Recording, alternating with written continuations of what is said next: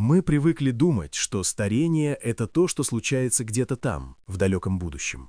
Когда появятся глубокие морщины, когда станет трудно ходить, когда цифра в паспорте перевалит за 70. Нам кажется, что сегодня, сейчас, с нами все в порядке. Я просто устал. Это просто тяжелая неделя. Высплюсь на выходных. Мы живем в иллюзии, что наше тело– это вечный механизм, который можно эксплуатировать годами, а потом когда-нибудь починить. Но биология работает иначе. Старение – это не событие, это процесс. Тихий, ежедневный, почти незаметный процесс накопления ошибок. Каждый раз, когда мы выбираем удобство вместо движения, каждый раз, когда мы игнорируем стресс, каждый раз, когда мы едим, не чувствуя вкуса, и спим меньше, чем нужно мозгу, мы не стареем внезапно. Мы создаем свое будущее тело прямо сейчас, в эту самую секунду. И вопрос не в том, сколько лет вы проживете. Вопрос в том, как вы их проживете. Если вы чувствуете, что время начало ускоряться, а энергии становится меньше, досмотрите это видео до конца. Возможно, 2026 год станет для вас не просто очередной датой в календаре, а точкой возврата к себе. Что мы теряем, когда говорим «долгая жизнь»? В науке о долголетии есть два ключевых понятия, которые часто путают. Первое – это lifespan, или продолжительность жизни. Это просто цифра на надгробном камне, то, сколько лет билось ваше сердце. Второе понятие – health span, или продолжительность здоровья. Это тот период, когда вы не просто живы, а функциональны. Когда вы можете подняться на третий этаж без одышки, когда помните имена новых знакомых, когда у вас есть силы не только на работу, но и на то, чтобы радоваться этой работе. Медицина научилась отлично продлевать жизнь. Мы умеем поддерживать существование организма очень долго. Но медицина пока плохо умеет продлевать здоровье. В итоге для многих людей последние 10, 15, а то и 20 лет жизни превращаются в борьбу с болезнями, а не в наслаждение мудростью. Пропасть между моментом, когда мы начинаем угасать, и моментом, когда мы уходим, растет. Наша задача — сократить этот разрыв. Сделать так, чтобы жизнь была полной, активной и ясной до самого конца. Чтобы кривая здоровья была похожа на прямоугольник. Жить на полную мощность, а потом быстро и легко уйти, когда придет срок, а не медленно угасать десятилетиями. И проблема в том, что это угасание начинается не в 60 лет. Оно начинается в 30 и 40, с тех самых ошибок, которые мы совершаем ежедневно, даже не замечая их разрушительной силы. Первая и, пожалуй, самая фундаментальная ошибка – это глухота к собственному телу. Мы живем в культуре, где терпеть считается добродетелью. Мы игнорируем головную боль, заглушая ее таблеткой, чтобы доделать отчет. Мы игнорируем боль в спине, списывая это на возраст, хотя нам всего 35. Мы игнорируем хроническую усталость, заливая ее литрами кофеина. Ваше тело – это невероятно умная система. Оно никогда не ломается молча. Прежде чем возникнет серьезная болезнь, тело годами посылает вам сигналы. Сначала это шепот, легкий дискомфорт, тяжесть после еды, трудное пробуждение. Если мы не слышим шепот, тело начинает говорить громче, появляются хронические воспаления, скачет давление, портится кожа.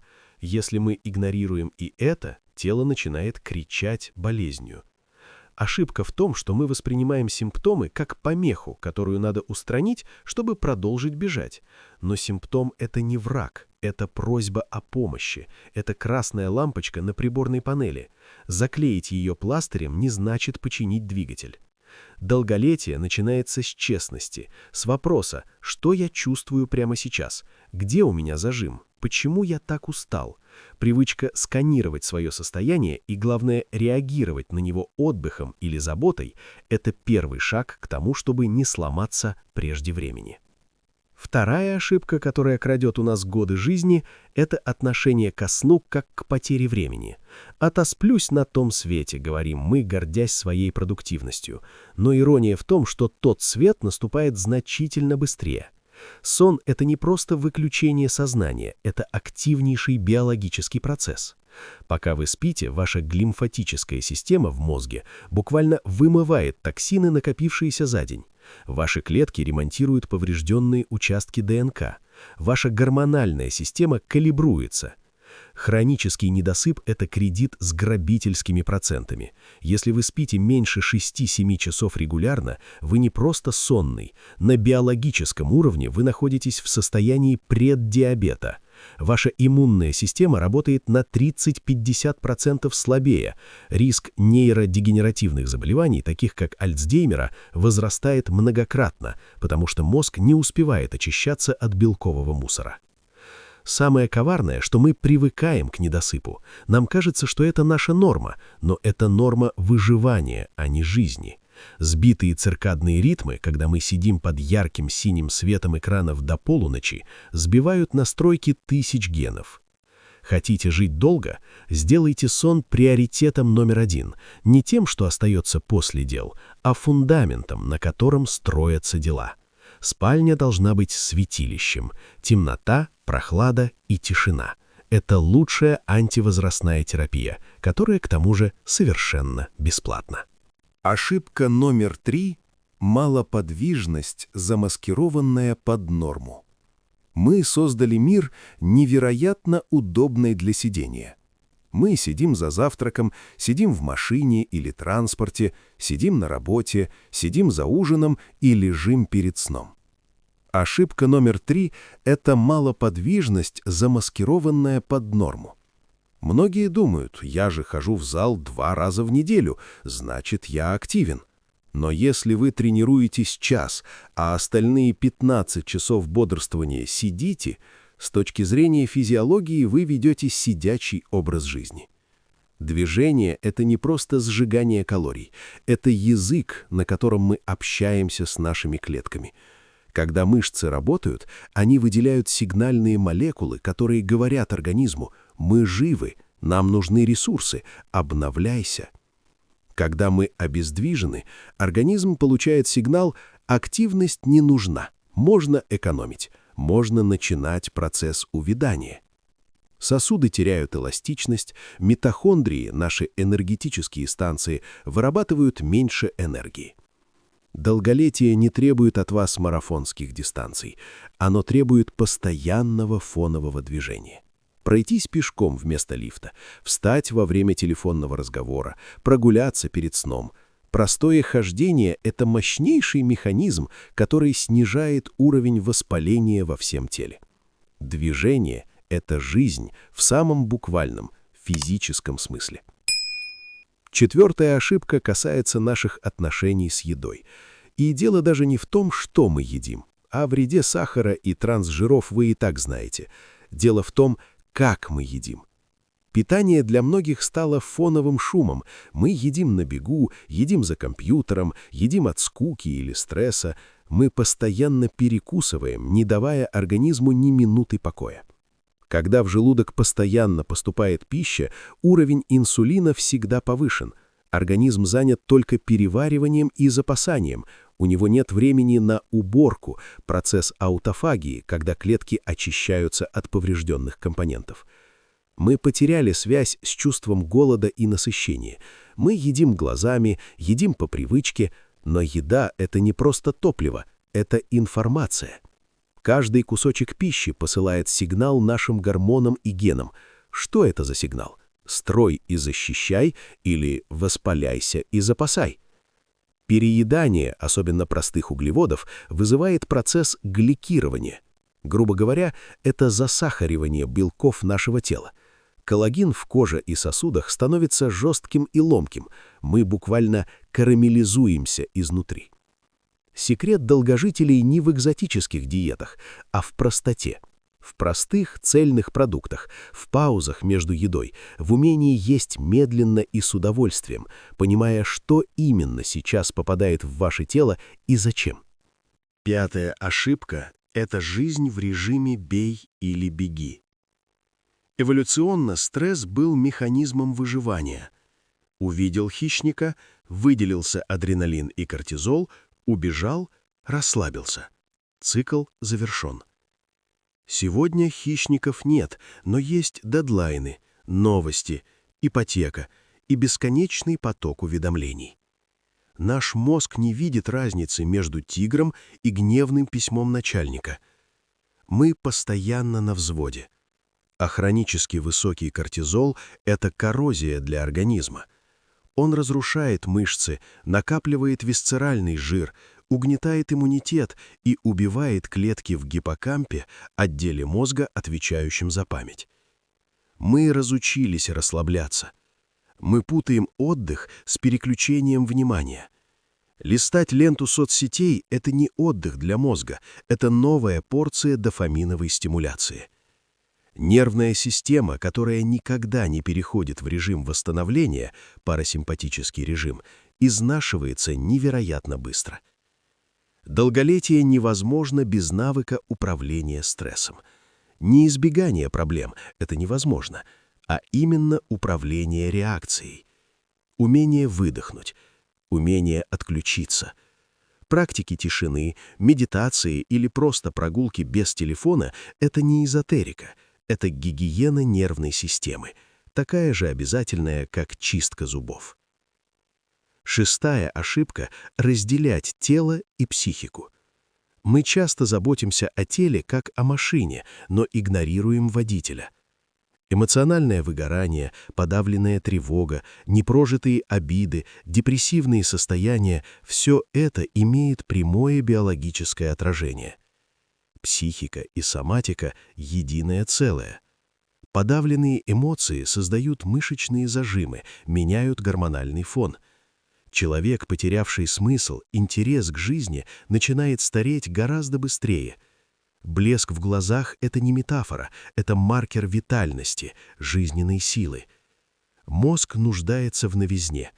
Рутина – враг нейропластичности. Как только мы перестаем учиться новому, удивляться, решать сложные задачи, наш мозг начинает сворачивать нейронные связи. Ментальное долголетие требует любопытства. Хобби, творчество, изучение языков, чтение сложных книг – все это тренировка для мозга, которая сохраняет его молодым. Нельзя сохранить тело здоровым, если душе в нем тесно и плохо. Забота о ментальном здоровье – это вклад в ваше физическое будущее. И, наконец, седьмая ошибка, о которой говорят реже всего – это социальная изоляция. Мы привыкли думать, что здоровье – это брокколи и бег, но исследования голубых зон, мест, где люди живут дольше всего, показывают удивительную вещь. Социальные связи влияют на продолжительность жизни так же сильно, как отказ от курения. Одиночество воспринимается нашим древним мозгом как угрозу жизни. Быть изгнанным из племени означало смерть. Поэтому хроническое одиночество включает воспалительные процессы в организме. Поверхностное общение в интернете не заменяет живого контакта. Нам нужны прикосновения, нам нужен смех, нам нужно чувство принадлежности к сообществу. Друзья, семья, единомышленники – это наш социальный капитал, который защищает нас от стресса. Замкнутость, потеря контактов с возрастом – это опасная тенденция. Инвестируйте в отношения. Звоните близким, встречайтесь с друзьями не только по праздникам. Умение любить и быть частью чего-то большего – это мощнейшее лекарство от старения. Почему 2026 год – удачный момент пересобрать здоровье? Потому что магия понедельника или Нового года действительно работает, но только если мы используем ее правильно. Нам нужны вехи, нам нужны точки отсчета, чтобы разделить жизнь на до и после. 2026 год – это время достаточно близкое, чтобы начать планировать, и достаточно масштабное, чтобы увидеть результаты. Вам не нужно ждать 1 января, чтобы начать. Начать нужно сегодня, чтобы войти в 2026 год уже другим человеком. Пусть этот год станет для вас годом не достигательства, а годом пересобрать. Годом, когда вы смените парадигму с эксплуатации себя на заботу о себе. Это не значит сесть на жесткую диету или начать изнурять себя тренировками. Это значит начать слушать, начать спать, начать гулять. Представьте, что ваше тело – это ваш единственный дом, в котором вам жить до конца дней. Вы не можете переехать, вы не можете сделать капитальный ремонт, заменив несущие стены. Но вы можете перестать разрушать его и начать украшать. Как же начать этот путь? Не ищите волшебных таблеток. Все гениальное просто и требует не денег, а дисциплины и внимания. Вот несколько принципов, а не советов, которые помогут вам изменить курс. Первое. Добавьте, а не убирайте. Вместо того, чтобы запрещать себе сладкое, добавьте в тарелку больше овощей. Вместо того, чтобы заставлять себя бегать, добавьте прогулку в приятном месте. Позитивная мотивация работает дольше, чем запреты. Второе. Ритм важнее интенсивности. Лучше спать по 7,5 часов каждый день, чем 10 часов в воскресенье. Лучше гулять по 30 минут ежедневно, чем убиваться в зале раз в месяц. Организм любит предсказуемость. Третье. Восстановление – это приоритет. Планируйте отдых до того, как устанете. Внесите сон и время для себя в календарь так же, как вы вносите рабочие встречи. Четвертое. Маленькие шаги. Не пытайтесь изменить все сразу. Начните с одного. Наладьте сон. Когда привыкнете, добавьте зарядку. Когда это станет нормой, пересмотрите питание. Долголетие – это марафон, здесь некуда спешить. И пятое. Будьте добры к себе.